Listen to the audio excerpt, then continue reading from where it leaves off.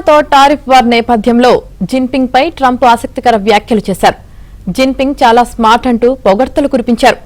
ఇప్పటికే చైనా దిగుమతులపై 125% టారిఫ్లు విధిస్తున్నట్లు ప్రకటించిన Trump Jinping పై ప్రశంసలు కురిపించడం ఆసక్తికరంగా మారింది. ఈ సందర్భంగా సుంకాలపై బీజింగ్ అమెరికాతో ఓ ఒప్పందం కుదుర్చుకోవాలని తాను భావిస్తున్నట్లు ట్రంప్ తెలిపారు.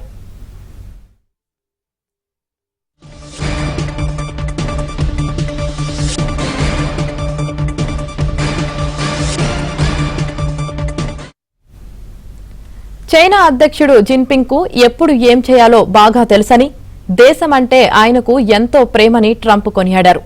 ఆ విషయం తనకు బాగా తెలుసన్నారు.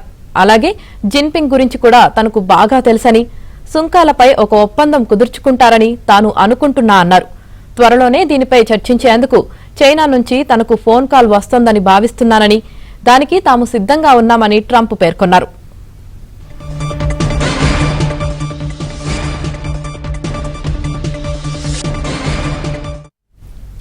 కాగా పలు దేశాలపై విధించిన సుంకాలపై ట్రంప్ వెనక్కి తగ్గారు.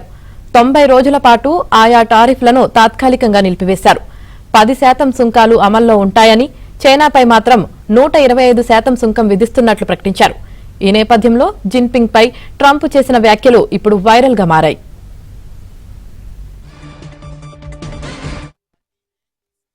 I think President Xi is a very smart guy, and I think we'll end up making a very good deal for both.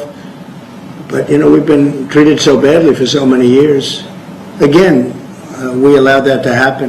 We've been treated so badly for so many years. But, no, I don't expect that. I think President Xi is one of the very smart people of the world, and I don't think he'd allow that to happen.